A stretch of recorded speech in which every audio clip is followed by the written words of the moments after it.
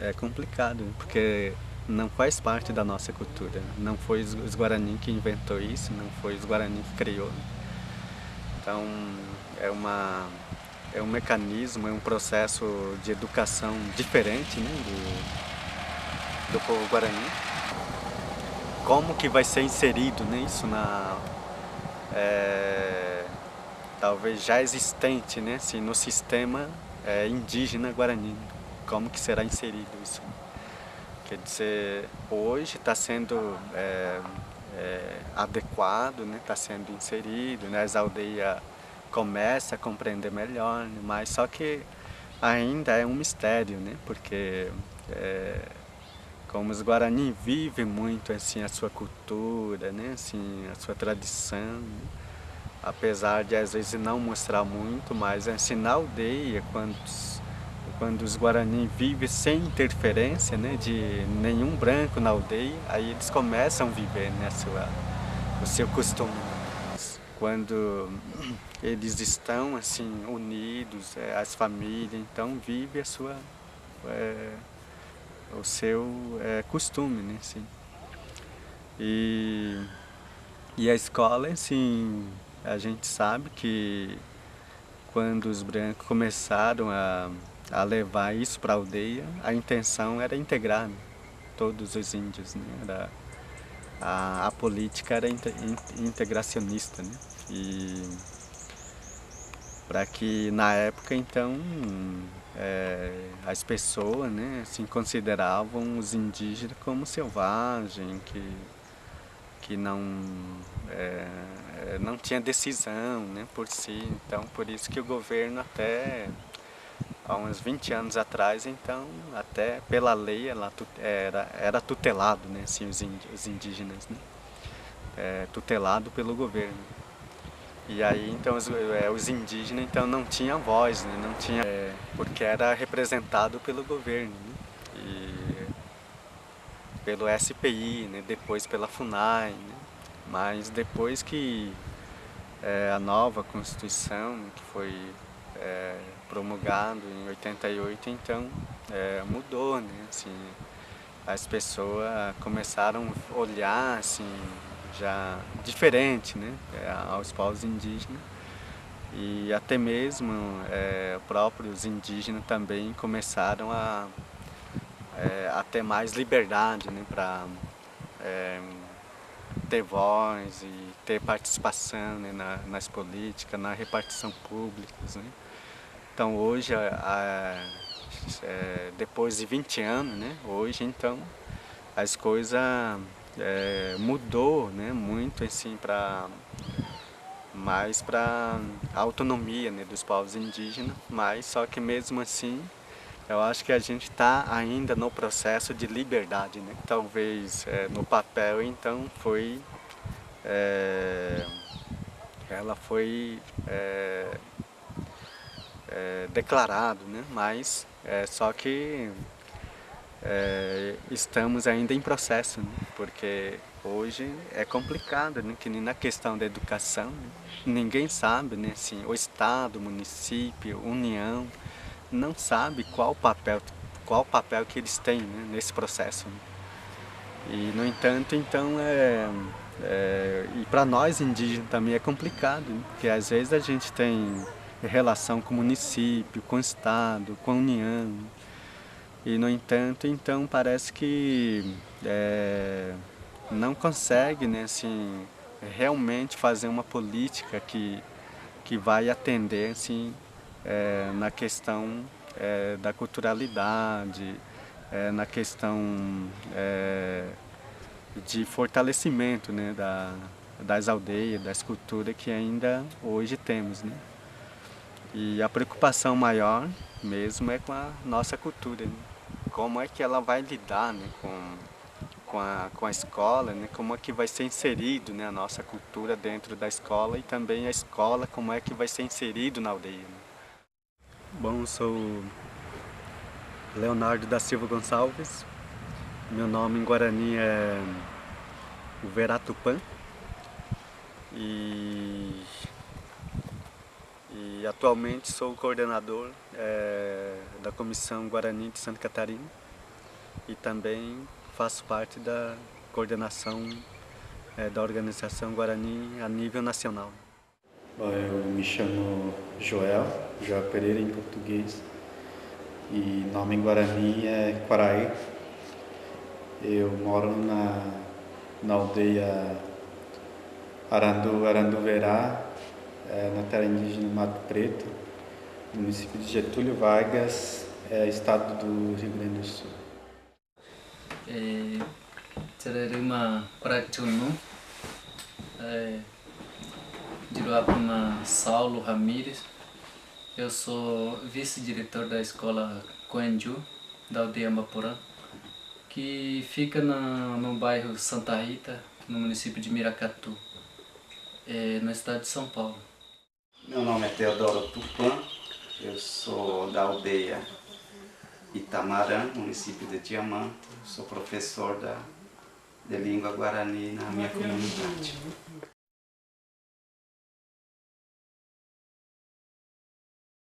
Quero lembrar assim no passado que, por exemplo, quando eu comecei a estudar, não existia escola dentro da aldeia, né?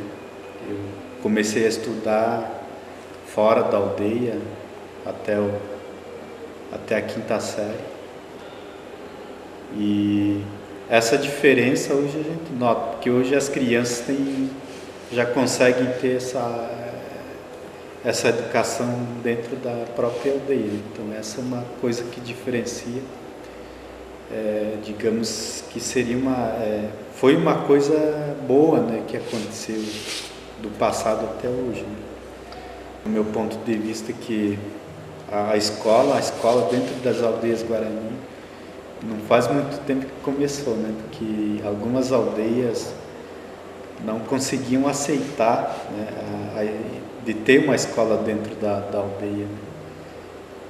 Mas ao passar do tempo, cada comunidade foi avaliando melhor, né, o que a escola traria de bom e o que a escola traria assim de ruim, né? A escola sabe o que tem de coisa ruim no mundo de Uruá também, né? Então, essa relação aí, ela mudou muita coisa, né? E também hoje você não consegue viver só com a sua própria cultura dentro da aldeia, né? Precisa ter também os conhecimentos que vêm do mundo de Uruá. O Guarani é um pouco tímido nessas coisas assim, de enfrentar, por exemplo, de fazer uma apresentação num público, né? Então, essas coisas hoje estão mudando, né? Por exemplo, eu vejo, inclusive nos meus alunos, dentro da minha comunidade, essa integração melhor, né? Digamos, com o público, até assim de estar conversando dentro da comunidade, né? E que antes não tinha, né? Porque antes eles tinham aquela educação, né, que a educação tradicional dentro da própria família, mas não tinha essa relação de estar se expondo, né, falando para outras pessoas, né? Então é uma das coisas que mudou, né? E além disso tem muitas coisas assim, né, que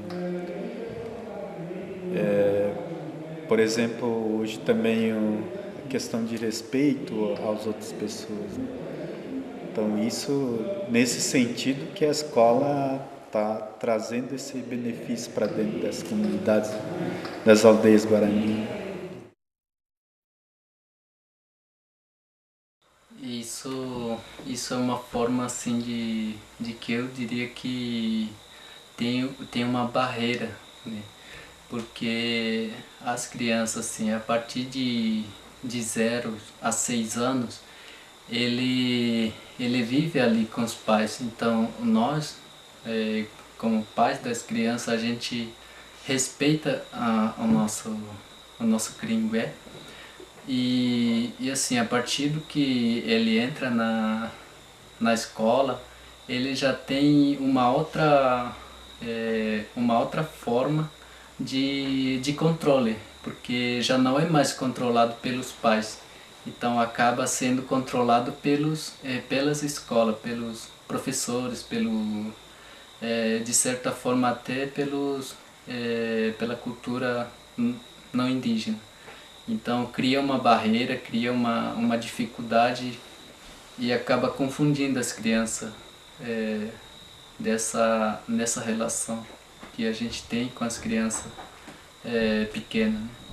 Então isso na minha concepção vamos dizer assim, uma tragédia que leva se eu como professor souber como ensinar as minhas crianças, ele acaba aprendendo duas culturas ao mesmo tempo. Mas se eu não for capaz, ele acaba tendo essa tragédia de perder a cultura dele a partir que ele entra na escola. E assim, tem aquela barreira de conflito dos dois lados, né? Porque a escola quer colocar na cabecinha das crianças um conhecimento que ele não tem. E assim, a aldeia também ele tenta colocar na cabeça das crianças a sua cultura. Então cria essa barreira de conflito do dois tempos, né? Que de uma forma ela acaba interferindo. Quando as crianças não frequentam a escola, né? Só convive com a aldeia, com a família, então a criança é bem quieto, né? O comportamento totalmente diferente, né? Assim, conversa com os pais, com a mãe, com a avó, né? Com os irmãos, né? Então todo aquele, né, contato, o tempo também, né, para as crianças, então é diferente, né, o tempo, né? Ela observa mais, né, o que os adultos estão fazendo, né, assim, o que os adultos estão dizendo sobre a mata, né, sobre a natureza, né, sobre as águas, né, todo aquilo que é o meio onde a aldeia convive, né? Então a criança tem participação, então a educação das crianças então começa assim, quer dizer, ela é mais assim entendido, né? Não há conflito, né? Mas quando começa a entrar a escola então muda, né? Há conflito, né? Porque aí então as crianças sabem que está entrando num mundo diferente, né? Então as crianças, eu sinto assim, né, que as crianças às vezes até mesmo têm aquele medo, né, até mesmo para entrar dentro da escola, né? Que às vezes os professores assim chamam as crianças, né? Então vai assim meio que inseguro, né? Porque às vezes já vai com aquela preocupação, né? Será que eu vou conseguir escrever, né? Será que eu vou conseguir entender, né? Então tudo isso então é um conflito, né, para as crianças, né? Não só para as crianças, mas também para nós adultos também. Isso é complicadíssimo, né? Mas esse é o primeiro, né, conflito, né? Mas quando as crianças frequentam bastante, tipo assim, vai completando quinta série, né? Ou vai completando primeiro grau, né? Então aí é muito mais ainda, né? Então a pessoa parece que fica dividido, né?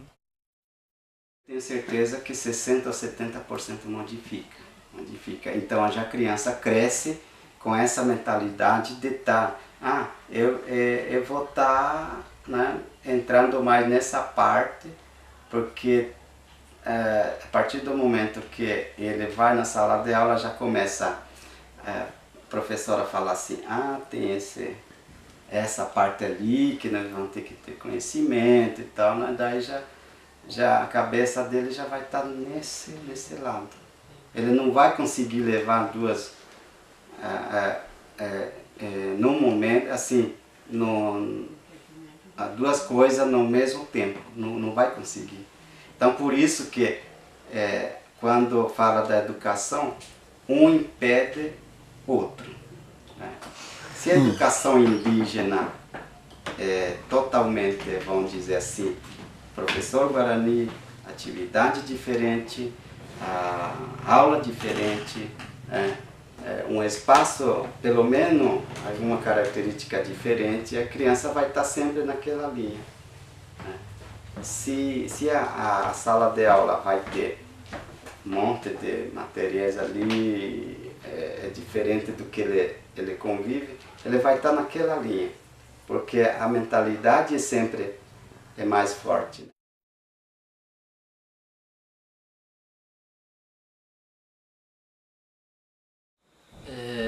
Quando a gente não tinha a escola, a gente vivia muito assim da roça, da venda de artesanato.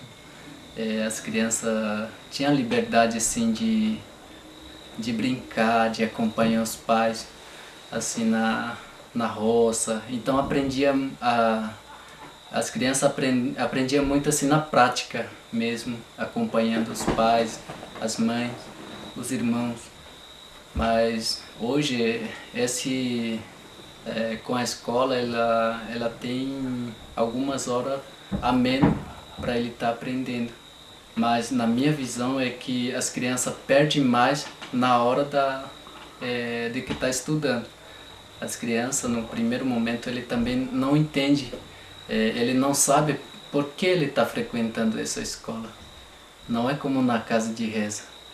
Agora, na casa de reza, as crianças já sabem que, entrando ali na casa de reza, já sabe que ele vai crer em alguém, vai ter o seu espírito ali fortalecido. Agora, no primeiro momento que as crianças entram na sala de aula, ele fica perdido ali. Ele não sabe o que vai aprender, por que ele está lá, por que os pais estão mandando para lá. Então, a partir de 10 a 12 anos, ele já consegue entender por que ele tá ali. Por que a importância de saber essa escrita, de ler, de falar, ele já consegue entender por que ele está lá. Quando nós tivemos a primeira salinha que funcionou como escolinha, as crianças não queriam tá indo para a escola porque ele sabia que entrando ali na sala de aula ficava assim, controlado por mim, porque naquela época eu que dava aula, né? Então, às vezes ele chegava ali de mansinho, ele perguntava assim